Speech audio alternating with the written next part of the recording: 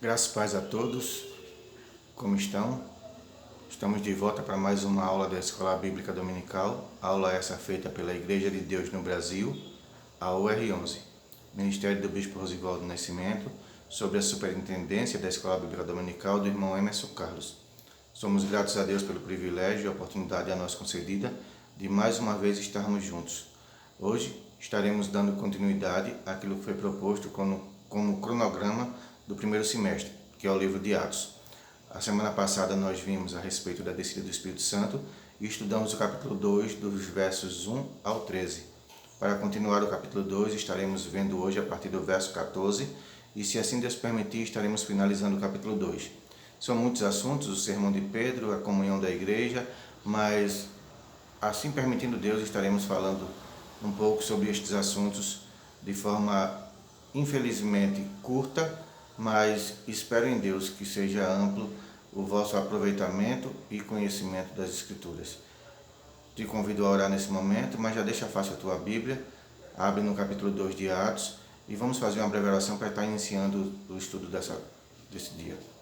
Senhor, meu Deus, meu Pai, somos gratos pelo privilégio e a oportunidade que a nós concede, Senhor, de, como seres humanos limitados, pecadores, falhos, poder desfrutar, Pai, e prescrutar da Tua Palavra. Ajuda-nos, Pai, com o Teu entendimento, a Tua vontade, com o Teu divino e santo Espírito, para que possamos perceber, Pai, as grandezas e maravilhas feitas por Ti a nós, seres humanos. Em nome de Jesus, somos gratos em tudo. Amém. Convido vocês já a abrir a Bíblia e juntos fazermos a leitura do capítulo 2. É uma leitura um pouco extensa e te peço que, com calma, façamos a leitura para aquilo que vamos estudar neste dia. O verso 14 é a continuação daquilo que discorreu do capítulo 2, 1 ao 13. Diz assim: Então Pedro, pondo-se em pé com os 11, levantou a voz e disse-lhes: Varões judeus, e todos os que habitais em Jerusalém, seja-vos isto notório, e escutai as minhas palavras. Pois estes homens não estão embriagados como vós pensais, visto que é apenas a 3ª hora do dia, 9 horas da manhã. Mas isto é o que foi dito pelo profeta Joel. E acontecerá nos últimos dias, diz o Senhor, que derramarei do meu espírito sobre toda a carne, e os vossos filhos e vossas filhas profetizarão, os vossos jovens terão visões, e os vossos idosos terão sonhos. E sobre os meus servos e sobre as minhas servas derramarei do meu espírito naqueles dias, e eles profetizarão.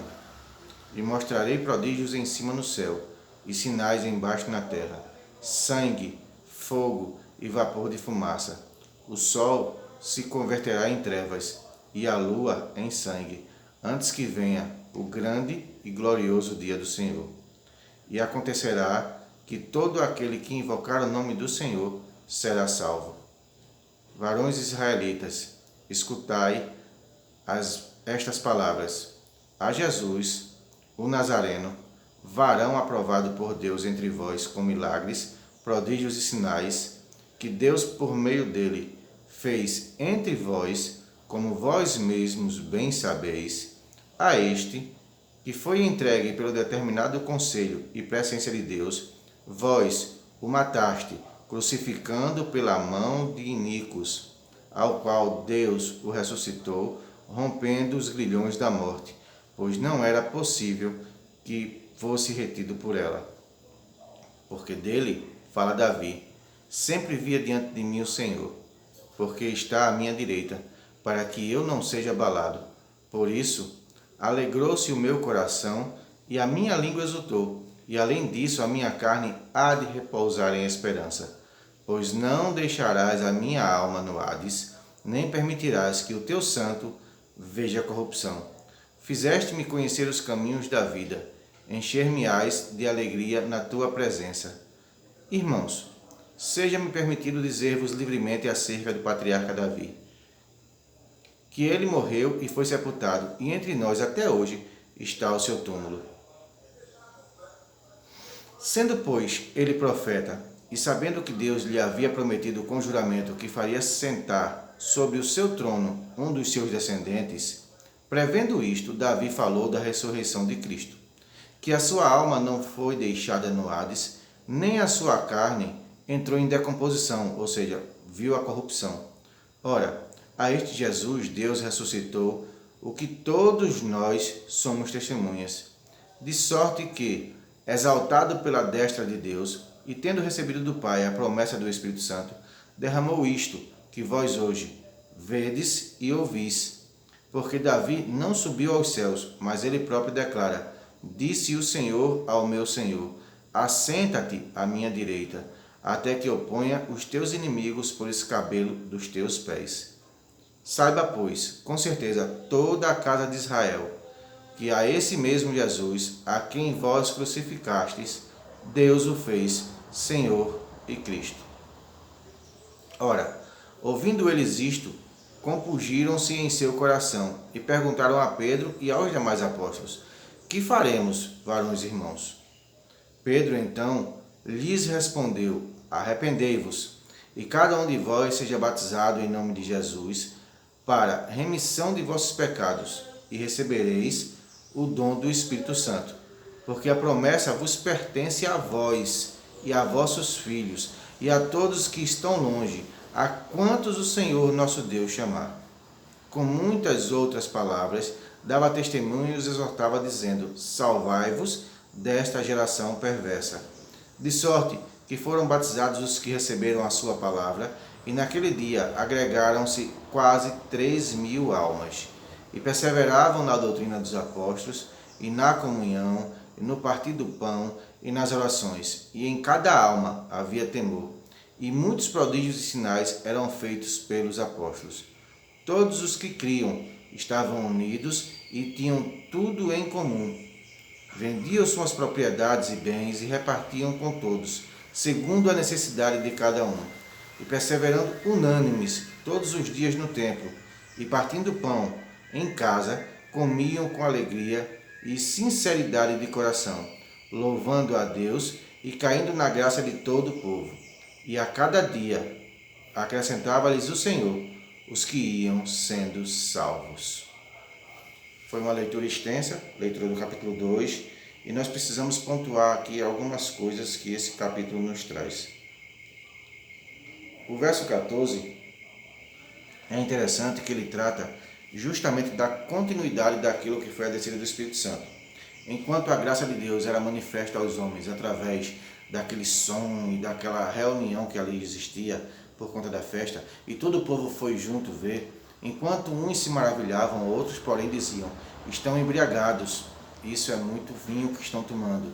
Mas, diante daquela acusação ou daquele dito que corria entre o meio, em meio àquelas pessoas, Pedro levanta-se com os apóstolos e, erguendo a voz, chama a atenção daquele povo, dizendo: não é embriaguez o que vocês estão vendo, pois é apenas 9 horas da manhã. Hoje é notório e às vezes fácil nos encontrarmos com pessoas que viram a noite e chegam ao amanhecer ainda embriagadas. Naquele tempo era algo incomum, porque se assim não fosse, Pedro não diria: é apenas 9 horas da manhã. Ou seja, era uma hora útil ao trabalho, era uma hora útil a outras coisas, mas não era uma hora propícia para esse tipo de ação. Então, por ser incomum, Pedro diz: olha, está muito cedo, isso não é o que está acontecendo, mas eu vou dizer o que está acontecendo. E erguendo a voz, ele disse, olha, verso 15, é apenas 9 horas da manhã e eles não estão embriagados. No verso 16, ele declara a fonte daquele acontecido. Isto é o que foi dito pelo profeta Joel. Se vós bem lembrais, no capítulo 1, já no final, quando Pedro, junto com os apóstolos, escolhe Matias para substituto de Judas, ele declara no livro de Salmos que já estava predito sobre o que aconteceria com Judas. Não propriamente Judas, mas aquele que se encontrava entre eles e traiu Jesus. Olha, esse campo de sangue foi o que foi dito, que será comprado por tal valor e assim será chamado. Então Pedro comumente usava as escrituras para legalizar tudo aquilo que ele agia no meio dos discípulos. Então a escritura era muito usada por aquele tempo. Não diferente de hoje, a escritura ela é a base, ela é a fonte de toda a revelação. Muitos movimentos dão entendimento de que a escritura está ultrapassada, que ela precisa ser reformada, que ela não é válida para os dias de hoje, mas a palavra de Deus ela é imutável, ela é perfeita e ela é completa. Então o que Pedro está dizendo, olha, do mesmo jeito que a escritura trata dos acontecimentos passados, ela trata dos acontecimentos futuros. E tudo isso que vocês estão vendo agora foi dito já antes pelo profeta, pelo próprio Deus através do profeta Joel. Então, o que é que Joel falou? Verso 16. Isto foi o que foi dito pelo profeta Joel. 17. Nos últimos dias acontecerá, diz Deus, que do meu espírito derramarei sobre toda a carne. Nos últimos dias. Bom, quase 2000 anos se passaram e ali iniciava publicamente o ministério dos últimos dias. Isso acontece com Jesus quando vem na plenitude dos tempos, mas a sua ascensão e o derramamento do Espírito, a chegada do Espírito Santo, a chegada do próprio Deus na terra para a habitação do homem, declara que os últimos dias iniciaram naquele momento. Derramarei do meu Espírito sobre toda a carne, e os vossos filhos e as vossas filhas profetizarão. Os jovens terão visões e os mais velhos terão sonhos. Aqui há algo bem interessante. Os vossos filhos e filhas profetizarão. Filhos e filhas não distingue idade. Os jovens terão sonhos, visões, e os velhos terão sonhos. Aqui há uma distinção entre visões e sonhos, mas filhos e filhas profetizarão. É interessante pensar o que significa isso. O verso em seguida, também do meu espírito derramarei, verso 18, sobre os meus servos e as minhas servas naqueles dias, e profetizarão. Versos 17 e 18 declara que filhos e filhas, servos e servas profetizarão. Jovens com visões, velhos com sonhos.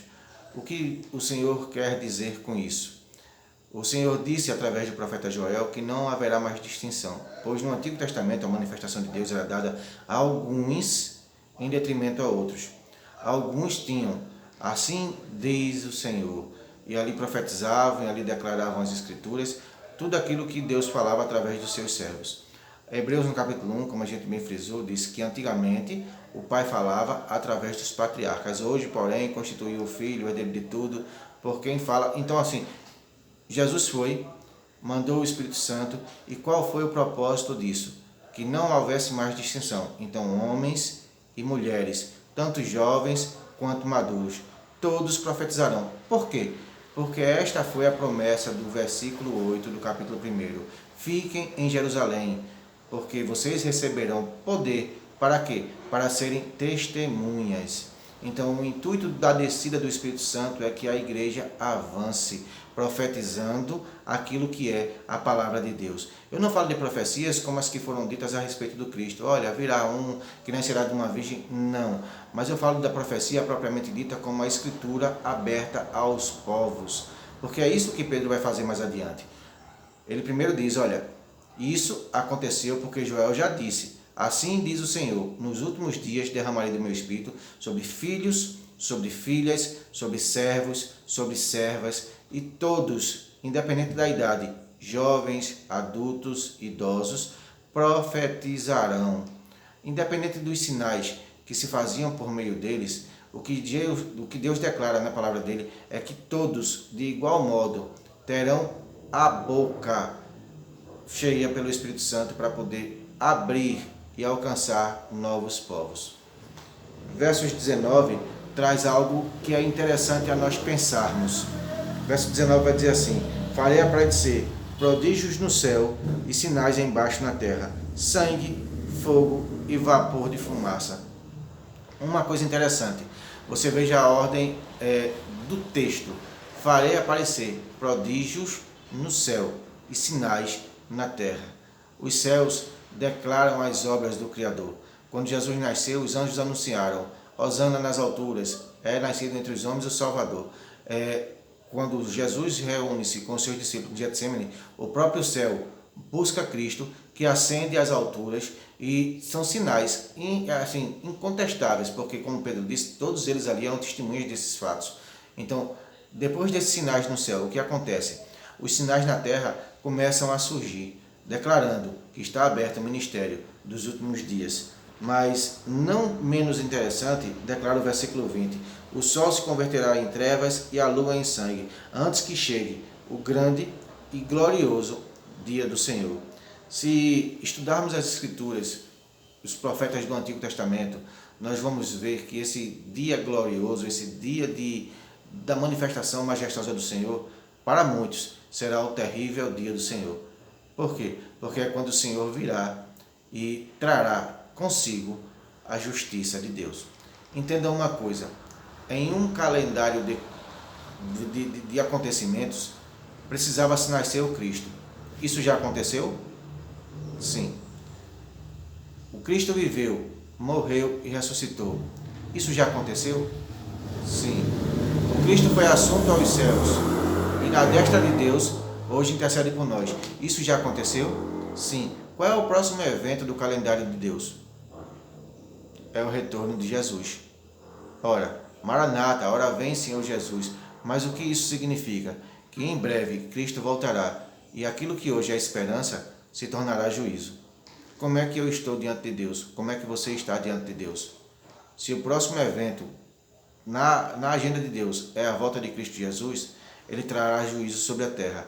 Então precisamos entender o que essas declarações trazem ao nosso respeito. Que responsabilidade está sobre nós? Verso 21 diz, e acontecerá que todo aquele que invocar o nome do Senhor será salvo. Paulo, escrevendo aos Romanos, no capítulo 10, ele diz, como, pois, invocarão o nome do Senhor a quem não ouviram? E como ouvirá se não há quem pregue? E como pregarão se não forem enviados? Paulo declara que a propagação do Evangelho é necessária e essencial, e que todos aqueles que ouvem se agarram a ela e recebem dela a esperança da vida eterna. Mas, como a gente já viu no início do texto do capítulo 2, nem todos entendem isso e muitos zombam. Vão dizer que é embriaguez, vão dizer que é loucura, vão dizer muitas coisas, mas não tira de nós a responsabilidade de anunciar aquilo que Deus mesmo falou que era preciso. Recebereis poder para serem minhas testemunhas. Recebereis poder para poderes anunciar o Evangelho. Então Pedro, trazendo isso à tona, no seu discurso, ele começa a declarar a partir do versículo 22. E eu queria parafrasear um pouco conosco, Igreja do Senhor. Diz assim o versículo 22. Varões israelitas, varões judeus. Em outras palavras, Pedro está dizendo, povo de Deus. E eu diria para nós hoje, Igreja do Senhor. Escutai estas palavras. A Jesus Nazareno, varão aprovado por Deus entre vós, e eu vou dizer, entre nós, com maravilhas, prodígios e sinais, que Deus mesmo por ele fez no meio de nós, o texto diz vós, como nós mesmos sabemos. Aqui está dizendo vós. Então Pedro declara aos judeus, porque era a época de Pedro. Os sinais foram feitos aqui, vocês viram e vocês vivenciaram como testemunha todos esses fatos. A Igreja do Senhor hoje, ela tem provas cabais de que Deus tem agido no meio do seu povo. Curas, milagres, prodígios e muitas coisas têm acontecido. Nós temos pelo menos um testemunho de alguém que foi curado de alguma enfermidade, de alguém que teve uma provisão aberta, de alguém que teve... Nós temos testemunho. Deus tem feito maravilhas no meio de nós. Versículo 23. A este que vos foi entregue pelo determinado conselho e presença de Deus, tomando-o vós, o crucificaste e mataste pela mão dos injustos. O que é que nós temos feito com Cristo hoje? A morte de Cristo se deu por culpa deles ou por culpa nossa? Foi o nosso pecado, o meu propriamente dito pecado, quem matou Cristo naquela cruz? Ou será que eu não tive culpa sobre a sua morte? Será que a morte de Cristo se deu apenas pelo cumprimento das Escrituras daquele povo? Ou isso também cabe a nós hoje? Essa responsabilidade é tanto deles quanto nossa. Cristo foi morto, é fato, ponto. Mas o texto segue. E verso 24 diz: ao qual Deus o ressuscitou, soltas as ânsias da morte, pois não era possível que fosse retido por ela. Por quê?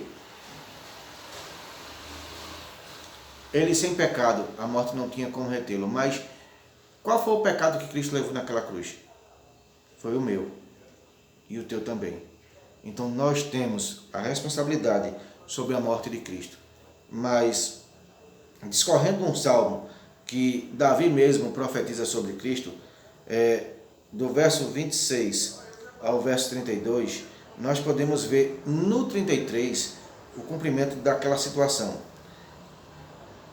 Do 32 diz assim: Deus ressuscitou a este Jesus, do que todos nós somos testemunhas. 33. De sorte que, exaltado pela destra de Deus, e tendo recebido do Pai a promessa do Espírito Santo, derramou isto que vós agora vedes e ouvis. Um fator interessante: nós matamos Jesus. O povo, com o seu pecado, com a sua culpa, levou Cristo àquela cruz. Isso é apenas responsabilidade nossa? Não. O próprio Deus, pela sua presciência, pelo seu pré-conhecimento, pela sua vontade, entregou Cristo para ser morto. Então a culpa não é nossa? Não foi isso que eu disse. A culpa é nossa, sim. Mas Deus, de livre consciência, sabia que era preciso que isto acontecesse. Porque Deus mesmo ressuscitaria e faria dele único e suficiente Salvador para todos aqueles que crescem.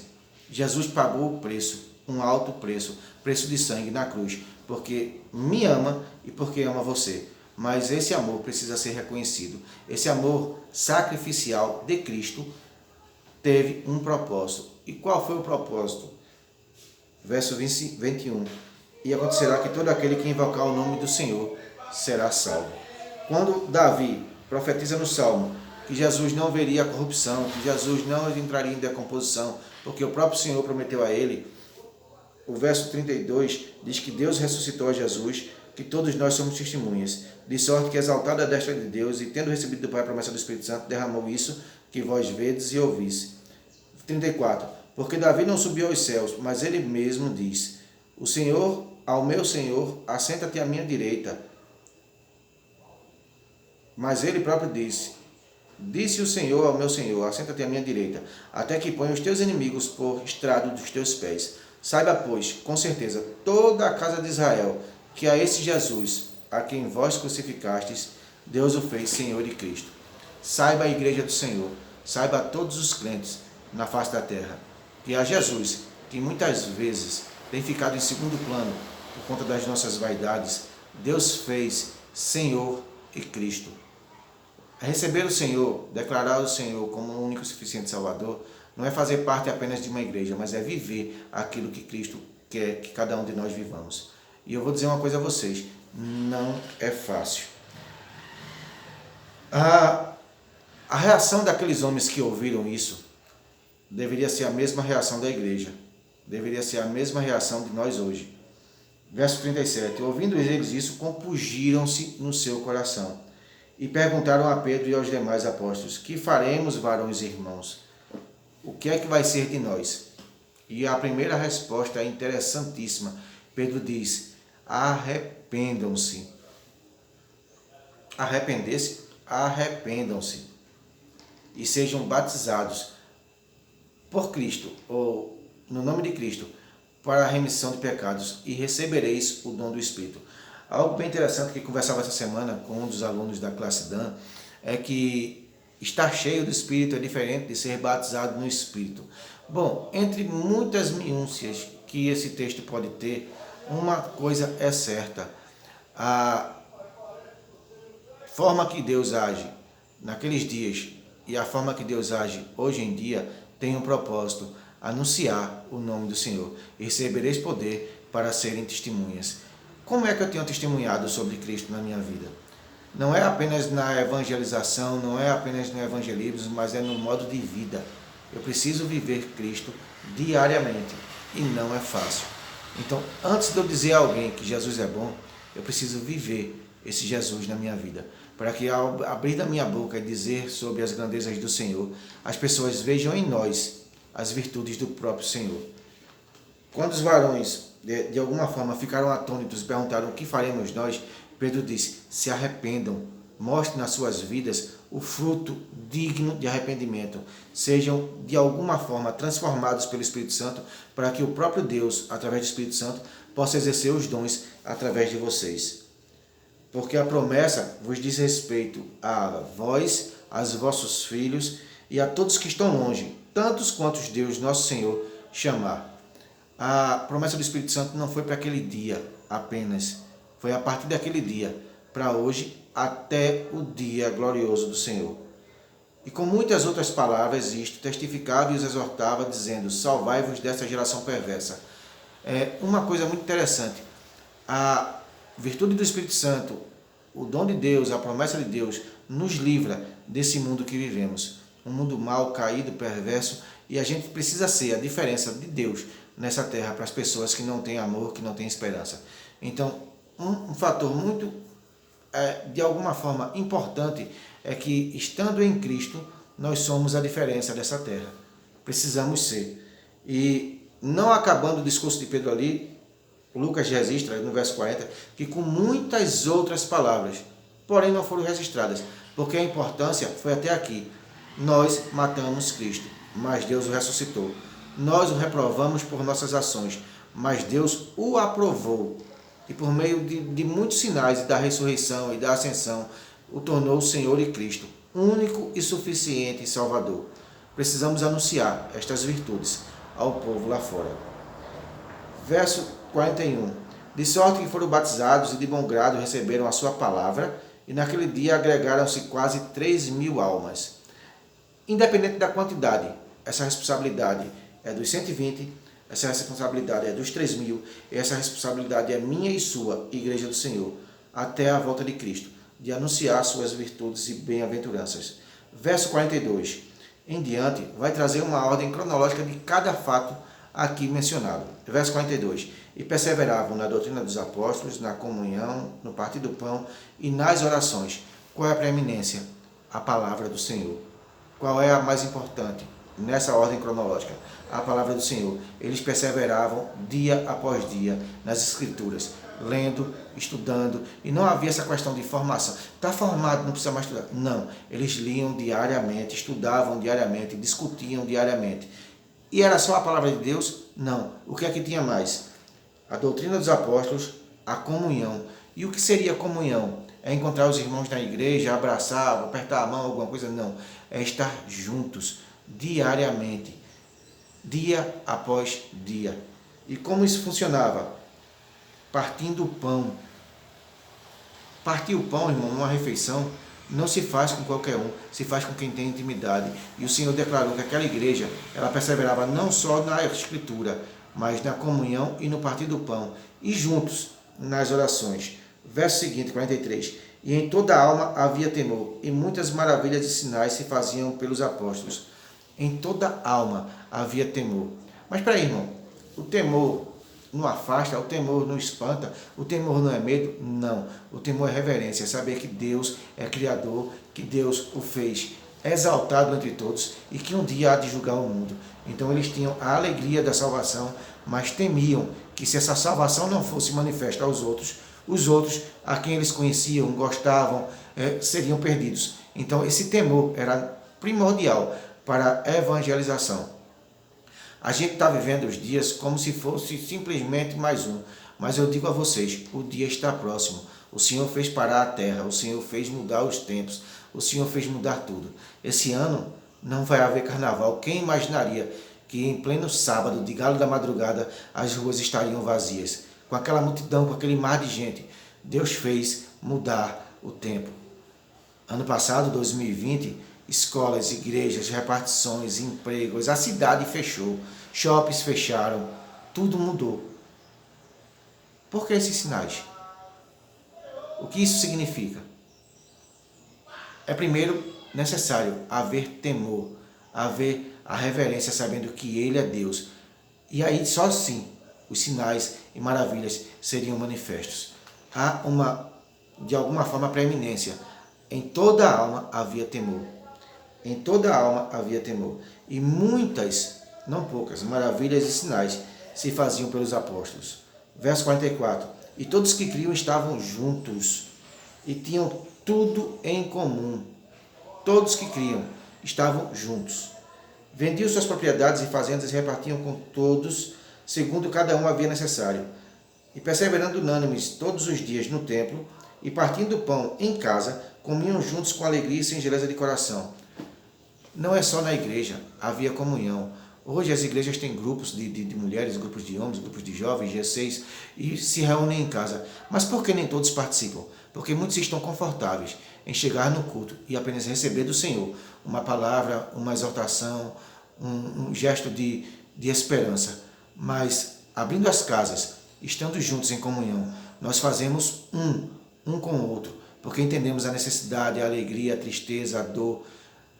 O que você tem feito sobre isso? Você tem aberto seu coração, você tem despido sua alma um para com o outro, você tem participado desses encontros nas casas, nesse partir do pão. Perseveravam no templo, é essencial, mas também comiam pão de casa em casa. Essa unidade, essa comunhão, ela é preciso ainda nos dias de hoje, se a gente quer ser como a igreja primitiva.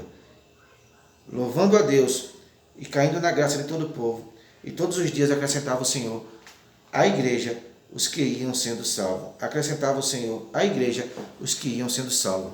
Essa é apenas uma exortação de que desigrejado não é a vontade de Deus. Deus acrescenta à igreja, Deus acrescenta ao corpo, Deus acrescenta à comunidade de fé, os que hão de ser salvos.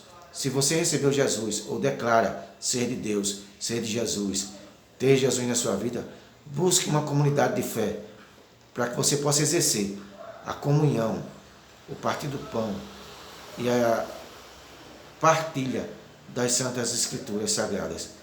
Porque aí sim você estará vivendo a vontade do Senhor. Que Deus te abençoe, o tempo é curto, não dá para a gente abranger tudo, mas continua nessa força, continua firme.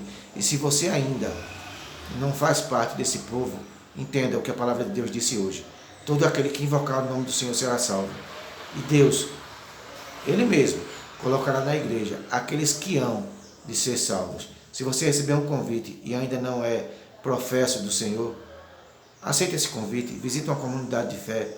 A nossa igreja tem cultos 8, 5 da tarde e 7h30 da noite, todos os domingos. Tem também na quarta-feira, 8 da manhã e 7h30 da noite. E aos sábados, 7h30 da noite. Você é nosso convidado. Deus te abençoe e até semana que vem, se assim Deus permitir.